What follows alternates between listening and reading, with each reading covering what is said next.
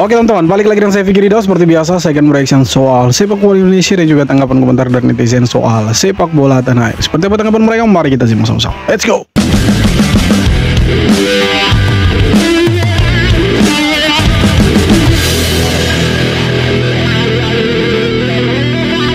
Naturalisasi Malaysia gagal total. Mereka tadinya mau ngikutin jejak timnas Indonesia, tapi malah mentok. Kita tahu lah ya, Indonesia udah berhasil dapetin banyak pemain keturunan berkualitas dari Eropa. Timnas makin kuat, makin bisa bersaing di kualifikasi Piala Dunia 2026.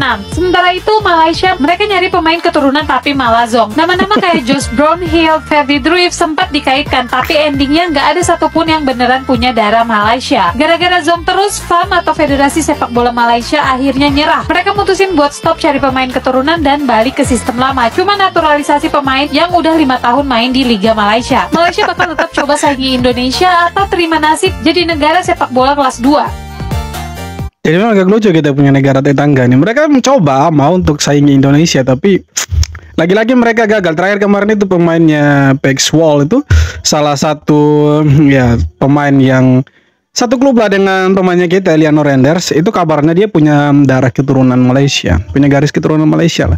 Tapi rupanya setelah diselidiki lebih dalam lagi, dia itu tidak punya garis keturunan Malaysia. Bahkan dia mengakui bahwa ya agak mustahil kalau dia punya garis keturunan Malaysia itu. Lagi-lagi Malaysia zong lagi mereka. Jangan bersedih dan menyalahkan Patrick Kluivert jika Indonesia kalah atas Australia dan Bahrain. Itulah pembelaan dari seorang pengamat sepak bola Indonesia Akmal Marhali terhadap pelatih baru Indonesia Patrick Kluivert. Menurut Akmal Marhali, Australia dan Bahrain bukanlah lawan yang mudah. Ditambah lagi Patrick Kluivert masih baru datang dan perlu berproses. Belum apa-apa tapi sudah dibela, begitulah memang faktanya. Sementara Shin Tae-yong dahulu jangankan kalah, menang pun Shin Tae-yong selalu saja dihujat dan disalahkan. Jadi sebenarnya dengan digantinya Sintayong dengan Patrick Kluivert, ini bukan kita mau mengungkit-ungkit soal Sintayong ya. Kita sudah melupakan Sintayong. Cuma jasa-jasanya kan kita tidak bisa lupakan, kan seperti itu. Tapi begini, ketika Patrick Kluivert datang dan menggantikan Sintayong, menurut kita supporter, proses itu sudah tidak ada. Yang ada di Patrick Kluivert itu tinggal kita memetik hasil. Kalau misalkan Timnas Indonesia tanggal 20 dan tanggal 25 Maret ini, katakanlah kita menerima kekalahan dari Australia dan Bahrain, yang paling disalahkan itu bukan Patrick Kluivert-nya, tetapi PSSI-nya. Kenapa PSSI yang menjadi korban dari kekalahan? Kalau seandainya kalah ya karena mereka yang mengganti pelatih. Ya, di tengah-tengah kompetisi masih sementara berlangsung, ya kan? Kita berhabis menang 2-0 lawan Arab Saudi, tiba-tiba Sintayong diganti. Nah, kalau misalkan kita kalah di 2 pertandingan di bulan Maret ini, yang paling hancur-hancuran disalahkan oleh netizen yaitu PSSI, Erick Thohir dan jajarannya. Ya memang kita tidak terlalu mengomentari soal Patrick Kluivert karena dari awal dipanggil, diperkenalkan ke publik sebagai pelatih kepala timnas Indonesia, memang supporter Indonesia tidak terlalu berharap banyak dan tidak bisa berharap banyak dengan Patrick Kluivert karena kita tahu rekam jejaknya ya di bawahnya Patrick Kluivert. Cuma ada cumanya teman-teman, ada tapinya. Selain Patrick Kluivert ada 3 tambahan asisten pelatihnya. Iya kan, ada 3 tambahan orang lagi. Ada Denny Lanzat, ada Alex Pastoor dan Gerald Vandenberg. Jadi menurut kita sudah punya tim kepelatihan yang katakanlah terbaik lah, bagus lah. Masa sih lawan Australia ataupun lawan Bahrain kita kalah? Oh, kita bermain sebelumnya itu bagus loh. Dan dengan dipanggilnya pemain-pemain sebanyak 27 orang dan ditambah lagi tiga pemain yang mungkin sudah disumpah tadi di Roma di tanggal 10 Maret. Saya pikir 30 pemain akan dibawa tanpa ada satupun yang dicoret. Saya pikir ini harusnya kita menang ya. Karena skuadnya kita selain dari tim kepelatihan dan juga tim pemain ini, saya pikir ini sudah sangat mewah sekali. Harusnya kita menang lawan Australia dan Bahrain. Ya, terlepas dari skema apa yang akan dipakai oleh Patrick Kluivert dan asistennya, saya pikir kemenangan adalah harga mati. Kenapa kemenangan itu harga mati? Karena di sini PSSI bilang kalau kita menggantikan 1 pelatih dengan 3 pelatih sekaligus. Ya, kalau seperti itu ya kemenangan harga mati. Wajib menang. Tidak ada kata kalah. Kalau kalah ya PSSI yang menjadi korban, diamuk oleh netizen Indonesia. Percayalah. Asian All Star. Korang boleh bayangkan tak kalau Arif Aiman dengan Marcelino Ferdinand main dekat dalam satu tim yang sama. Okey, jom kita sembang sikit pasal Ini sebenarnya ASEAN All Star ini benar-benar terjadi atau rumor semata ini? Asian All Stars ni. Sebelum tu, korang yang minat konten-konten bola sepak boleh tekan butang follow. Dah follow? Mantap. So, pada 28 Mei, tak lama je lagi, 3 bulan je lagi, Asian All Star akan berlawan dengan tim Manchester United. Dekat mana guys? Dekat Stadium Nasional Bukit Jalil. Oh, mainnya di Malaysia. Okay. So, Asian team ni akan dianggotai oleh superstar-superstar daripada negara-negara ASEAN lah, selain daripada Malaysia macam Indonesia, Singapura, Thailand dan sebagainya. Tapi hanya player yang main dekat ASEAN. Maknanya Marcelino Ferdinand tak boleh lah sebab dia main untuk Oxford United. Okey.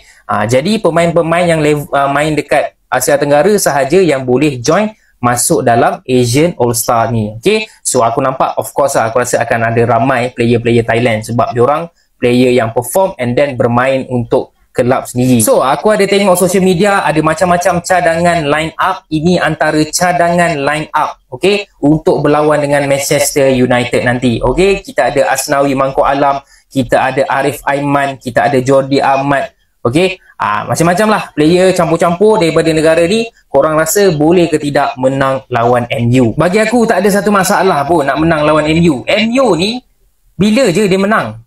Cuba kau cerita kat aku. Aku rasa tim NSSD Rembau pun boleh menang lah lawan MU. Setakat kita hantar ASEAN team ni, confirm boleh tapau MU ni.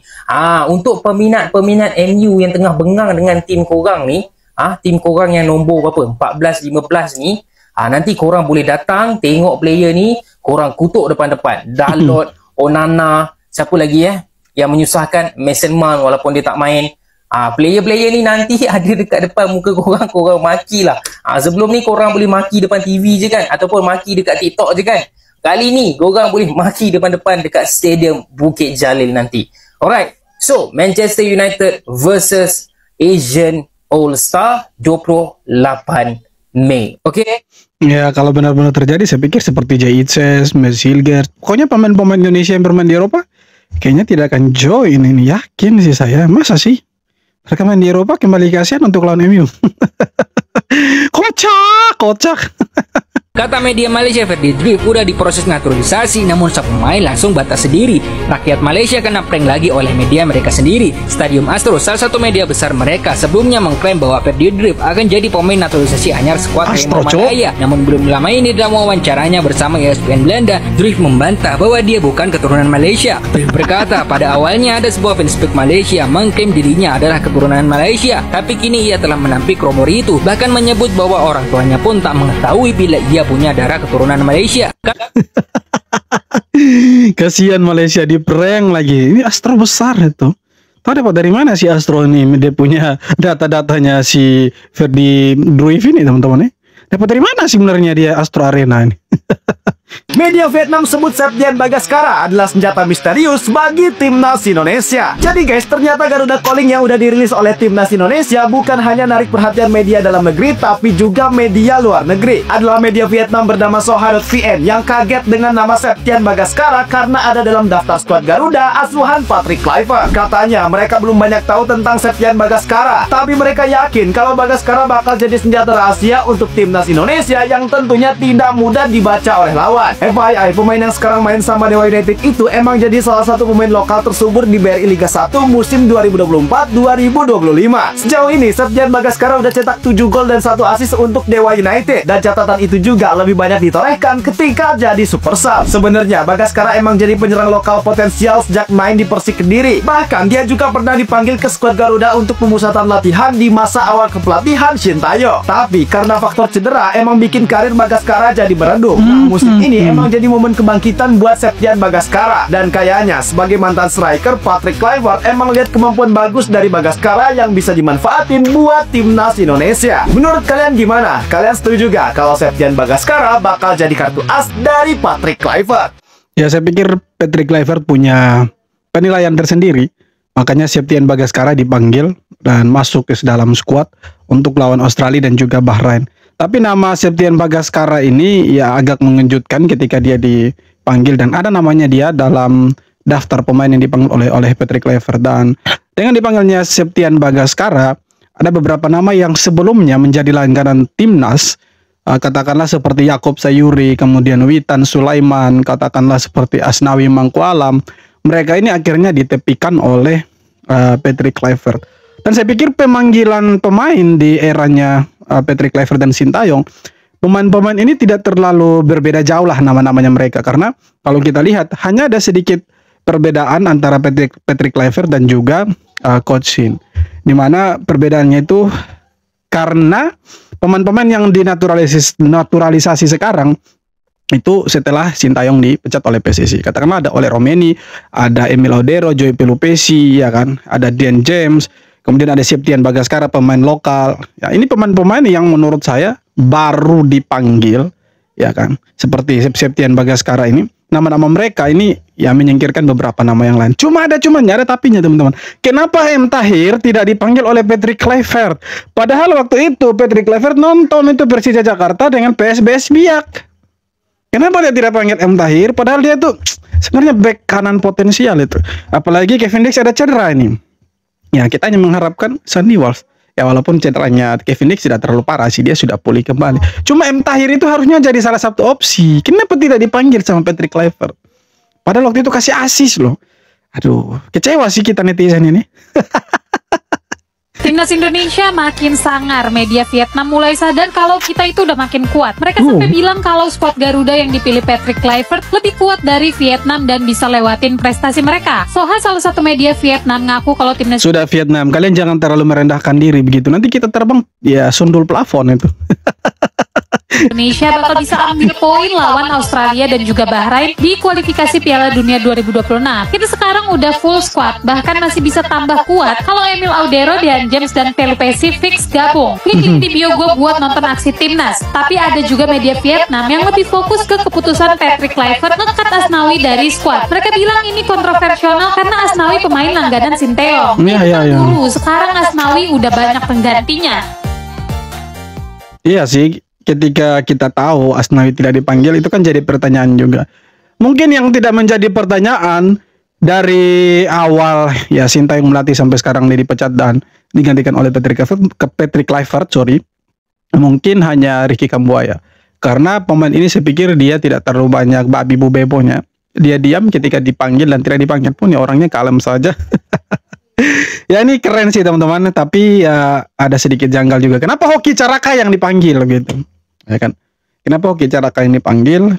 Kenapa tidak Witan? Kalau kita melihat antara Witan dan Hoki Caraka sebenarnya kalau secara overall skillnya ya tidak jauh berbeda sih. Cuma menurut saya kalau striker kan kita sudah punya Ole Romeni, ada Ramadan Sananta. Ya kecuali kita menerapkan permainan total football. Tapi saya sih yakin di nanti kita lawan di awal-awal nanti kita lawan Australia dan Bahrain, ya mungkin ya strategi total football itu tidak akan terlalu diterapkan sih. Bisa saja kita tetap ya mengandalkan counter attack. Pasti itu teman-teman, karena nama-nama yang dipanggil ini tidak jauh berbeda dari ya Sintayong sebelumnya.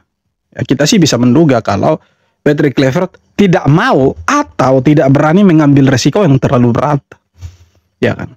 Kalau dia mengambil pemain-pemain baru dan katakanlah dia menyingkirkan beberapa pemain yang menjadi langganan timnas di eranya Sintayong, ya itu kan chemistry-nya pasti berbeda lagi. Jadi saya yakin sekali kalau Patrick Kluivert ini dia tidak mau ambil resiko yang terlalu berat. Karena ya pemain-pemain yang sudah ada sekarang ini mereka sudah terbiasa langganan timnas kan. Jadi chemistry antar pemain itu sudah dapat walaupun mereka ya, hanya bergabung itu 2 atau 3 minggu sebelum pertandingan. Tapi secara chemistry saya pikir mereka kan sering bermain bersama di timnas. Jadi ya Patrick Kluivert pasti panggil nama-nama yang sudah ada. Kecuali nama-nama yang ya seperti Septian Bagaskara dan pemain-pemain baru seperti Joey Pelupesi dan lain-lain itu ya saya pikir mereka gabung kemudian dan ya saya pikir kemenangan harus menjadi target harga mati untuk timnas Indonesia. Dan ya Patrick Kluivert sepertinya seperti yang saya bilang tadi tidak mau mengambil risiko terlalu dalam karena sudah tahu bahwa kualitas pemain Indonesia ini seperti apa. baik itu lokal dan naturalisasi. Cuma menjadi pertanyaannya, kenapa Hoki Caraka dipanggil? Ya bukan berarti Hoki Caraka tidak bagus ya, cuma menurut saya kenapa harus Hoki Caraka gitu. Sedangkan ya masih ada yang lebih bagus. Contohnya Yakob Sayuri ya kan. Lebih bagus itu, kita ya tambah opsi-opsi bek kanan kan, dia bisa bermain di berbagai posisi juga. Dan ya M. Tahir sih harusnya, tapi M. Tahir ya sayangnya tidak dipanggil, sama sekali tidak dilirik namanya dia itu. Gua ngerti banget, pasti banyak yang gak nyangka kalau pemain ini dipanggil Timnas Indonesia. Nonton videonya sampai habis. Timnas Indonesia baru aja ngeluarin daftar pemain yang dipanggil buat lanjutan kualifikasi Piala Dunia ronde ketiga. Dari 27 nama, ada satu nama yang cukup mengejutkan. Dia adalah Septian Bagaskara. Di Dewa United, Septian jarang dapat tempat sebagai pemain inti karena harus bersaing dengan Alex Martin Pereira. Dari segi usia, Septian Bagaskara yang berumur 27 tahun bisa dibilang udah gak terlalu muda meskipun lagi di usia emas sebagai pemain bola. Catatannya di Liga 1, Septian Bagaskara udah cetak 7 gol dari 25 pertandingan bersama Dewa United. Menurut lo, apa Septian memang layak dapat panggilan atau cuma titipan? Coba.